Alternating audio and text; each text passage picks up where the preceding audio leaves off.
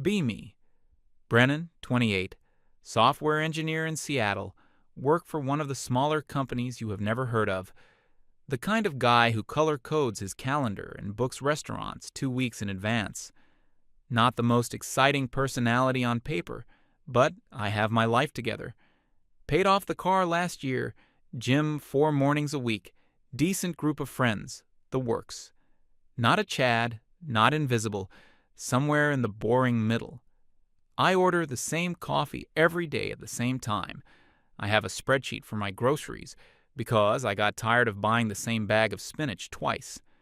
My friends rip on me for it. I do not really mind. My whole thing has always been that I show up when I say I will show up. That was my one trick, basically. I'm posting this because about 3 months back I ended a year-long relationship, and the way it actually ended was not the way I thought it was going to. Also because I had a couple beers tonight, and I cannot sleep. And because my best friend told me writing it down might help. I told him I was not going to write it down, and now here I am writing it down. Anyway, her name was Sage. I'm not going to bother changing it because she will never see this. Met her in a coffee place 2 blocks from my office, the kind with mismatched mugs and a chalkboard menu. I had stopped in before a meeting because the lobby machine at work was broken. Pink hair, nose ring, sleeve of stick and poke tattoos, the whole indie barista starter pack. She was halfway through a rant at the regular ahead of me about how planning ahead is a tool of capitalist control.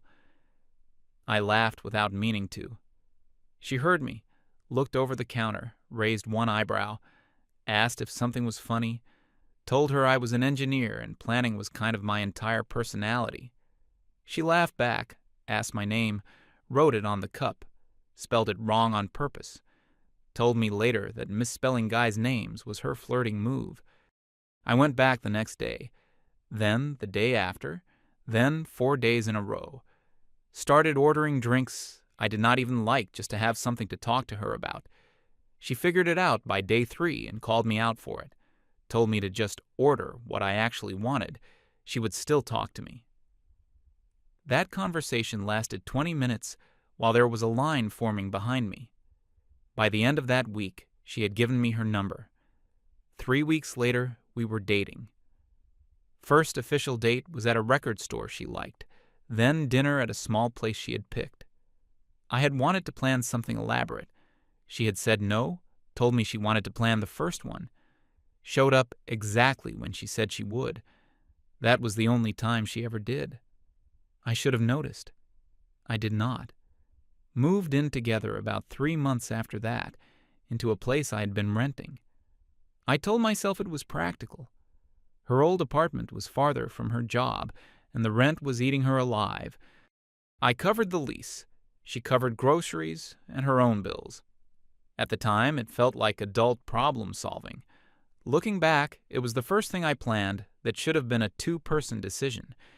But she said sure, and so I figured we were on the same page. First 3 months were good in the way new relationships are good. I planned a date every weekend and a couple weeknights too. The ramen place she had mentioned on our second date. A kayaking trip when the weather finally turned. A small hike with a view she had seen on someone's feed. Concerts, food trucks, that art walk thing they do on first Thursdays. A thrift store day where we bought ugly mugs for each other on purpose. A drive up to a small beach about an hour out of the city. A private tour at the aquarium I had won at a work raffle. A paint and sip class where she made me promise to never show anyone our paintings. She posted pictures of all of it. Captions about how she could not believe she found a man who actually showed up. Her friends would comment things like, "Where do I find one?" One of them messaged me directly and asked if I had a brother. I do not, but I told her my cousin was single. Nothing came of it, but the comment made me feel like I had won something. This woman, who clearly had options, picked me. The boring planner guy. I caught myself smiling at my own desk, thinking about her. One of my coworkers actually noticed and asked who she was. I told him about her over lunch and probably came off like an idiot. He was nice about it, told me I sounded happy. I was happy. Looked at rings once. Not seriously. Just window shopping in incognito mode. I was 13 weeks in, and already picturing the long version. Looking back, I know that was stupid. But at the time, it really felt like the start of something. So, here is where it started to crack. Month 4. I had booked a steakhouse downtown. The kind of place that takes reservations a month out and charges your card if you no-show. She had mentioned wanting to go on date 3, 4 months earlier. I had remembered, set a reminder, locked in the booking the day reservations opened. I had even called ahead to ask if they could put a candle on her dessert because it was close to our 4-month mark. The host had laughed and said they could probably swing something. Day of, an hour before we were supposed to leave, my phone buzzed. She had texted from the bedroom, even though I was in the living room, said her nervous system needed softness tonight, said self-care was non-negotiable, added a heart emoji and a sparkle. I sat there in my dress shirt for a while, walked into the bedroom to see if she was actually okay. She was on the bed in a face mask, scrolling her phone. Said she just needed to be horizontal tonight. I told her okay. Went back into the living room. Called the restaurant, ate the cancellation fee. Told the host to scratch the dessert thing. Ordered a sandwich from the deli on the corner. Told myself it was fine. Everyone has off days. She came out of the bedroom around 9. Did not bring it up. I did not bring it up either. This is the part I have to own. I decided to be the cool, understanding guy. Red flag I waved with my own hand. 2 weeks after that. Hosier was in town, her favorite. I had bought floor tickets the day they went on sale. $200 each. Told her after as a surprise. She had cried a little when I showed her the screenshot. Screenshotted my message and posted it. Her friends called her lucky in the comments. Day of the show, about an hour before doors, she sat me down on the couch. Said her nervous system was dysregulated, repeated the phrase twice, said she could not be in a crowd tonight, asked if I could sell the tickets so they would not go to waste. I sat in the kitchen for 2 hours trying to flip them online, ended up taking half what I paid. Some couple from across the city met me in a parking lot and thanked me 4 times. They had been trying to get tickets for months, looked like they were on a date. The woman hugged me. The guy shook my hand. I drove home and ate cereal for dinner. Sage was asleep when I got back. Around midnight, one of her friends posted a story from the show. Sage was tagged in it, but the photo was a still of the stage from row 12. I assumed her friend had just tagged her by reflex. Told myself she would have come if she could. 2 weeks after that, I had set up a vineyard day trip with another couple, friends of mine from work. Booked the driver, prepaid the tasting fees, the whole thing. Texted the friends a confirmation the night before. They were excited. The wife had been wanting to meet Sage for months. Night before, she pulled the cord. Said she was protecting her peace. Said she did not want to perform happiness for other people right now. Said meeting new couples was emotional labor. I told my friends in a text that she had a migraine. Did not feel like making up something new. I drove up the next morning by myself. Told my friends in person she had a migraine. They smiled and said no worries. But the wife of the couple gave me a look as I was getting back in the car. The kind of look that is not quite pity, but is in the neighborhood. I do not remember the drive home very well. I do remember stopping at a gas station and standing outside the car for a while. Then I got back in and drove the rest of the way. Did not say anything about the trip when I got home. She did not ask about it. That was kind of the worst part. Around month 6 was my older sister's birthday. Family dinner at my mom's place. I had told Sage about it weeks ahead. My sister had only met her once, 20 minutes at a coffee thing, and was excited to actually have a meal together. My mom had bought a little welcome gift for her. Day of the dinner, Sage was still in bed at noon. I came in and asked if she wanted to leave around 4 to beat traffic. She rolled over and told the ceiling she was not sure she could do family today. Said her therapist had told her to honor her limits. Said family energy was heavy and she needed to feel safe. I tried not to push. Asked her if there was anything specific. She said it was about her nervous system. I went alone. My mom asked where Sage was at the door. I said she was not feeling well. My sister gave me a look across the kitchen island. My brother-in-law mouthed the word again from the dining room. I laughed it off and changed the subject. The little welcome gift stayed in the kitchen. I did not ask if I could take it home. That one stuck with me longer than I let on. My family had been hearing about Sage for months. They still had not really met her. They had met a ghost who kept canceling. About a week after the family dinner, my best friend asked to grab a beer. We had known each other since freshman year, the guy I tell things to. Met up at the place near my apartment, the one with the okay wings and the good draft list. He got right to it. Asked me how many times Sage had bailed on plans in the last 6 months. I opened my phone and started counting. Messages, photos of the empty-seated restaurants, reservation cancellations. 7 that I could remember off the top of my head. He just looked at me. Said that wasn't anxiety, that was a pattern. I got defensive, told him she had stuff going on, was working through some things, told him her therapist was helping her with limits, told him not every woman wants to be the social planner type, and that was okay. Told him I liked planning anyway. He asked me when was the last time she had planned something. I could not remember a single time, not one, not even a coffee on a Saturday morning. I tried to come up with something for a full minute. He just drank his beer while I tried.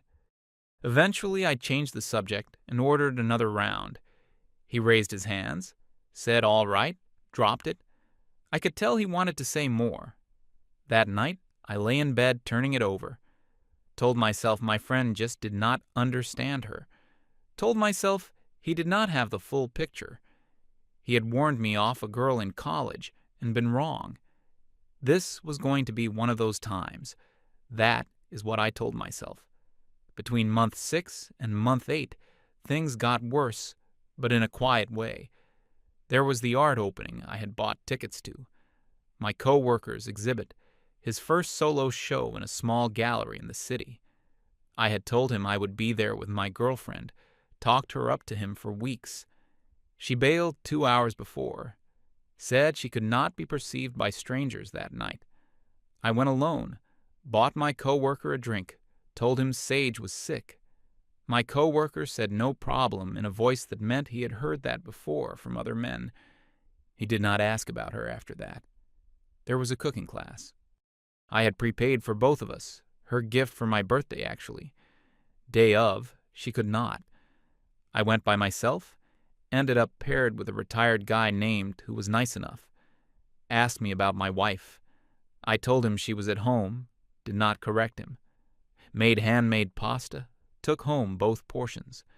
Ate her share standing over the sink the next night. There was a friend's small wedding reception. Not the ceremony, just the dinner after. She had agreed to come 3 weeks before. I had told my friends she was excited to finally meet them. She made it through the cocktail hour and then asked to leave because the noise was overstimulating. I drove her home, came back 2 hours later to apologize for leaving early. My friend was nice about it, but he did not look at me the same way for a few months after. There was also a Saturday morning farmer's market thing I had wanted to take her to because she had mentioned a vendor she wanted to find. She slept in. I went, picked up the thing she had wanted, brought it home. She said thanks and put it on the counter. Still on the counter a week later when I threw it out. By then, I had stopped trying to keep an exact count. I just knew the shape of it. Plan something, look forward to it, brace for the cancellation. That became the rhythm. Around month 8, I planned a weekend in Portland, booked a small hotel downtown, made dinner reservations, the whole thing. $600, non-refundable, because I had taken the discount rate to make it work. She had been talking about Portland for weeks, posting saved pins of places she wanted to go. I had even built the itinerary around the places she had pinned. 3 hours before we were supposed to leave, she came out of the bedroom in her robe, said she could not travel today, said she had gotten a feeling in meditation that this trip was not aligned. I stood there with the duffel bag still in my hand. She saw my face and pivoted. Said I planned too much. Said my planning energy was honestly kind of masculine and forceful. Said it did not respect her autonomy. Said some guys did not realize how their drive to control schedules can be a form of toxicity. Said she had been reading about it. Said the language she used was not hers. It was the language of women who had been through what she was going through. I nodded, did not argue. Called the hotel, got half back, lost the rest. Called the restaurants, canceled the reservations one by one. The host, at the last one I called, asked if everything was all right. I told him yeah, just a change of plans. Went to the gym for 2 hours. Came home, and she was on the couch watching a documentary about coral reefs. Asked me how my workout was. I told her it was fine. That became my answer to a lot of things in the months that followed. 2 weeks later, her favorite band was playing a one-off show. I had snagged tickets through a coworker who had connections. Did not even tell her about it until that morning. Thought maybe a surprise instead of a planned date would land different. She sat at the kitchen table looking at the ticket screenshot. Said the surprise itself was overwhelming. Said being put on the spot was a form of pressure. Said it was sweet, but she just could not. I returned the tickets through the same coworker, took a loss. That night, I realized I was starting to treat my own girlfriend like a customer who might leave a bad review. Everything I did was risk assessed. Everything had a backup plan. I was tired in a way that did not show up on the outside. Our 1 year was coming up. I had a rooftop place booked. View of the water, fairy lights, the whole picture. Also had a ring. Not a proposal ring. A smaller one. Kind of a promise thing, the way some couples do. Something to say I was in this and willing to keep being in it. I had picked it out 2 months earlier when she was at work. Even talked to her best friend about it. Asked if she thought Sage would like the style. Her friend said yes. Said she was happy I was thinking about it. Told me to do it on the rooftop. Said it would be perfect. I had practiced what I was going to say a few times in the car on my way home from work. Not a proposal speech. Just a thing about how the year had been a lot, but I wanted to keep going. Day of, she got out of the shower with a towel around her hair. Told me she was having a hard day. Said she could not perform romance tonight. Said celebration energy felt manufactured to her. Asked if we could do something low-key next week. I told her, sure, no problem. Put the ring back in my dresser drawer under some shirts. Canceled the rooftop, lost the deposit, texted her best friend to let her know it had not happened. She sent back a single thumbs down emoji and nothing else. That was the first time I realized her own best friend knew the score. I just had not been ready to admit it. Ordered Thai food, ate it on the couch. She joined me later, picked at her noodles, scrolled her phone. Posted something about how growth is uncomfortable. I saw the post because I was sitting 2 feet from her. She did not show me, but I saw it. I did not say anything. I was starting to forget what saying things even sounded like. Her birthday came up a month after our anniversary. I had been planning it since the previous summer, 6 months out. Booked a private rooftop space, hired a small caterer, invited 14 of her people. Her best friend was in on it, had helped me build the guest list. Cake from the bakery she always talked about, the one across town she could never make time to visit. I had even tracked down the dress she had screenshot from a feed once and said was too expensive. Bought it in her size, planned to give it to her that morning so she would have something nice to wear. I told myself this would be the moment things turned around. Show her how much she mattered, kind of reset the whole year. Morning of the surprise, I came into the bedroom with 2 coffees and the dress in a box behind my back. She was sitting up against the headboard, scrolling. Told me she had a revelation during her morning meditation. Said she wanted to spend her birthday alone. Said she needed to decolonize her joy from external validation. Said celebrating with others had been a way she performed womanhood for the male gaze. I was still holding 2 mugs and a dress in a box behind my back, just standing in the doorway of our bedroom. She was not even looking up at me. I put the coffee down on the nightstand, kept the box behind my back, walked it into the closet, slid it onto the top shelf. She did not notice. Went into the bathroom, sat on the edge of the tub for a while with the fan on, so she would not hear anything. Then I went into the hall and did what I had to do. Texted 14 people that the surprise was off, made up something about Sage being sick. Texted the caterer, ate the deposit, no negotiation. Called the rooftop place, they said they could not refund on the day of. I told them I understood. Her best friend called me back about 10 minutes after my text went out. I let it go to voicemail. Could not handle whatever she was going to say. Spent that day driving around the city. Ended up at a diner I had never been to. Ordered a burger I did not really want and a coffee I did not really drink. That is when I counted them all up. I went through my texts, my calendar, my photos, made an actual list on a napkin, wrote each one in a column with the date next to it. 11 cancellations in about 8 months of cancellation territory.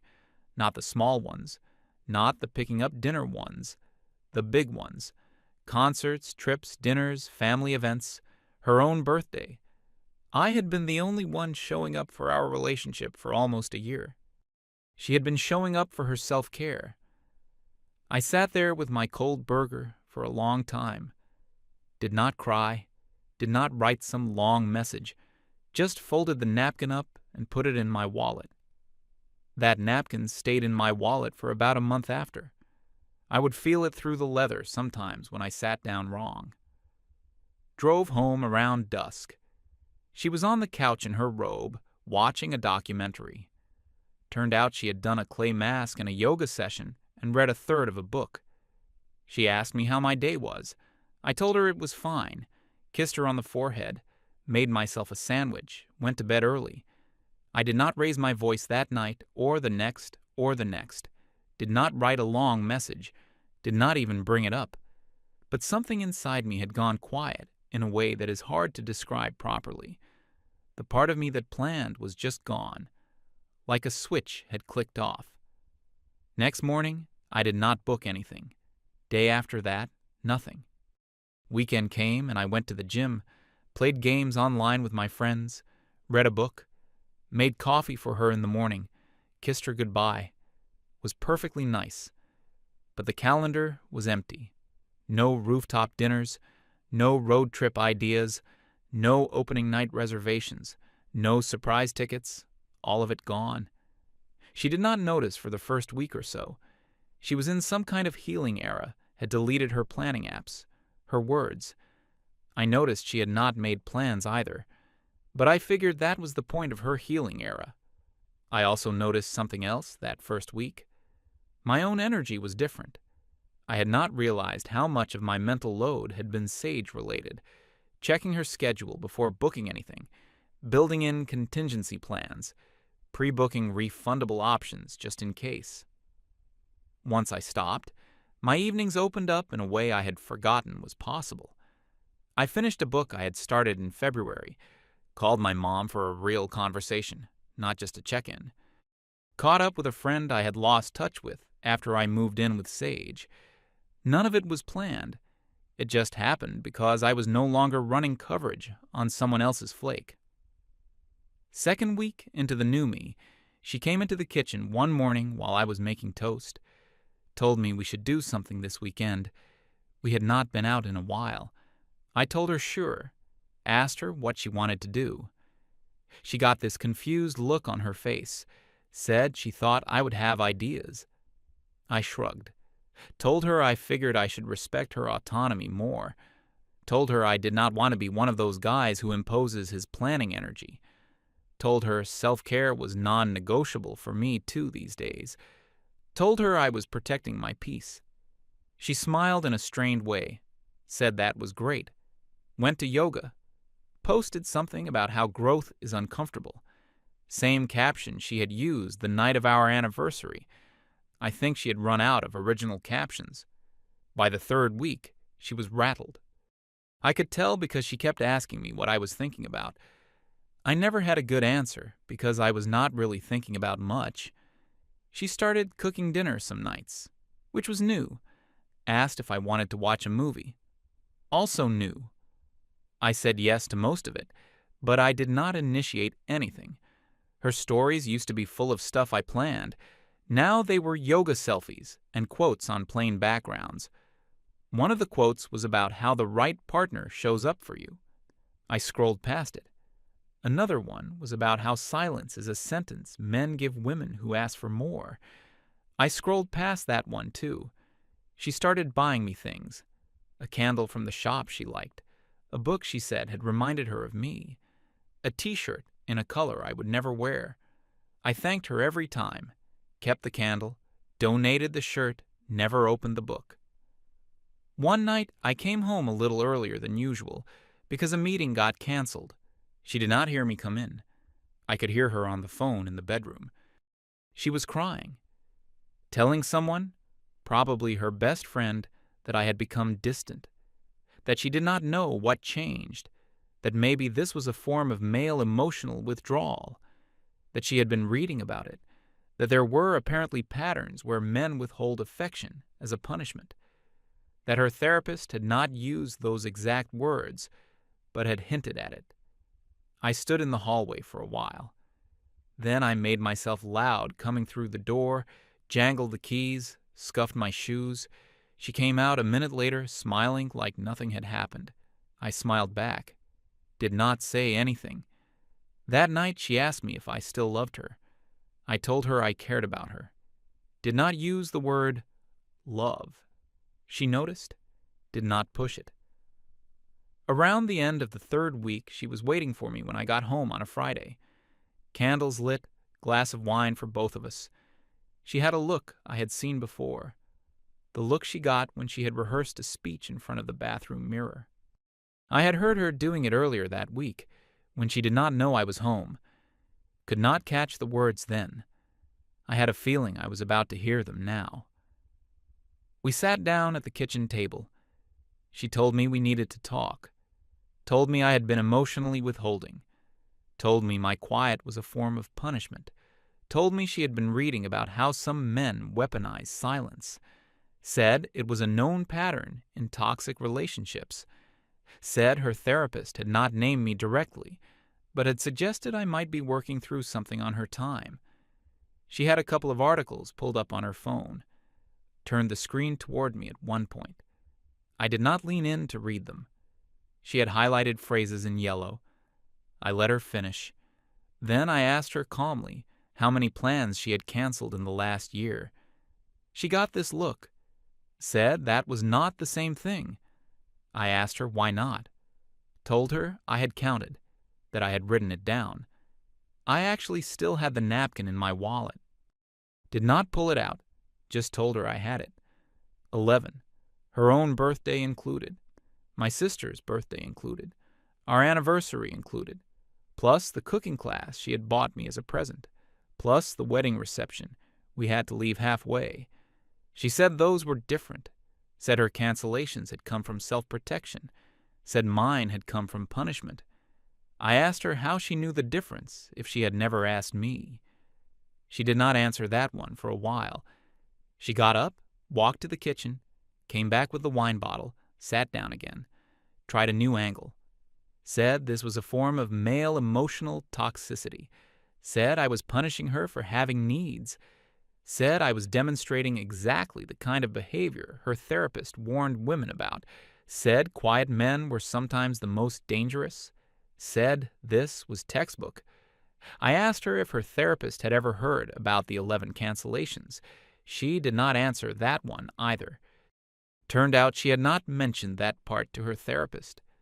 Turned out she had been describing me as a man who would not show emotion, not as a man who had planned 11 things in a row that she had not shown up to. I did not yell, did not pound the table, did not even raise my voice. I just told her, in her own words, that I was honoring my capacity these days. Told her I needed to protect my peace. Told her self-care was non-negotiable for me too now. Told her my nervous system was dysregulated. Told her I could not perform romance tonight. Told her family energy had been heavy lately. Told her some guys did not realize how their drive to demand emotional availability can be a form of toxicity. Used every phrase she had used on me, not in a smug way, in a flat one, just listing them back to her. She stared at me from across the table. Her wine sat in front of her, untouched. Told me I was weaponizing therapy language against her. Told me I was twisting her own healing tools to hurt her. Told me I was doing the exact thing her articles described. I asked her how that was different from when she had used the same words. She said it was different because her use had been sincere. I asked her how she could be sure mine was not. She said because she could feel it. I asked her if I had ever told her I could feel it when she did the same thing to me. She did not have an answer for that one. Got up, went into the bedroom, closed the door. I sat at the kitchen table for a while, finished the glass of wine, blew out the candles, put the bottle back in the fridge. That night, I heard her on the phone with her best friend through the bedroom wall. Could not make out the words at first. She was crying again, telling her side. I heard the phrase emotional toxicity float through the door a couple times. Then there was a long pause. Then she went quiet. I heard her friend's voice through the speaker, raised a little, but still muffled. Could not catch the words, but I could tell something landed wrong on Sage's side. About an hour later, Sage came out of the bedroom with her eyes red. Did not look at me. Went to sleep on the couch. I learned later, indirectly, that her best friend had asked her how many times she had canceled on me that year, and when Sage gave a number, a low number, lower than the actual one, her friend had pushed back, told her she knew about at least 4 off the top of her head, told her the rooftop birthday alone made 11 probably an undercount. Her friend had not known about most of them individually until the birthday one. That one had been the breaking point on her end, too. She had taken a day off work for it. I learned later, also indirectly, that her friend had been holding her tongue for months. That night was the first time anyone in her circle pushed back on her side of the story. I think part of Sage had hoped her friend would back her up. Her friend did not. And I think that is the moment, somewhere in the dark, on a couch in our living room, that she actually started to consider she might be wrong, or, at least, not as right as she had assumed. Next morning, I made coffee. Almost made 2 mugs out of habit, only made 1. Sat down at the kitchen table. She came out of the living room, eyes still puffy. I told her this was not working. Told her I was done. She started crying. Told me I could not just leave. Told me we were in this together. Told me people in healthy relationships work through things. Told me my walking away was proof of the very pattern she had been describing. Told me I was running from accountability. Told me a man who could not sit with discomfort was not the partner she had thought I was. I told her I had been sitting with discomfort for a year alone. Told her she could have 2 weeks to find somewhere else to live. Told her the lease was in my name and I would be staying. That part actually surprised her. She had forgotten I was on the lease alone. She said I was being cold. Said I had become exactly the kind of man she used to warn her friends about. Said this was textbook male toxicity. Said her therapist would have a field day with the way I was handling this. Said I had been performing kindness for a year and the real me was now showing up. Said the silent treatment was a form of abuse. I told her okay, kept it short. got my keys, drove to a coffee shop across town, worked from there the rest of the day. 2 weeks later, she was out. She took the smaller couch, the dishes that had been hers from before, her plants, her books, left a pile of stuff she did not want in the corner of the bedroom. I bagged it up and dropped it off at a donation place. Did not look through any of it. Did find the dress I had bought for her birthday in the back of the closet, still in the box, untouched. Did not know what to do with it. Ended up giving it to my sister to donate so I would not have to think about it again. About a week after she moved out, I got a screenshot from a buddy of mine. He had seen something on a mutual friend's feed and forwarded it to me without asking first.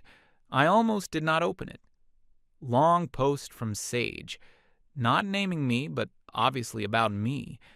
Talked about men who use boundary language as a weapon, about emotional withdrawal as the new toxicity, about how some men will perform self-care to punish their partners, about how quiet men are often the most dangerous.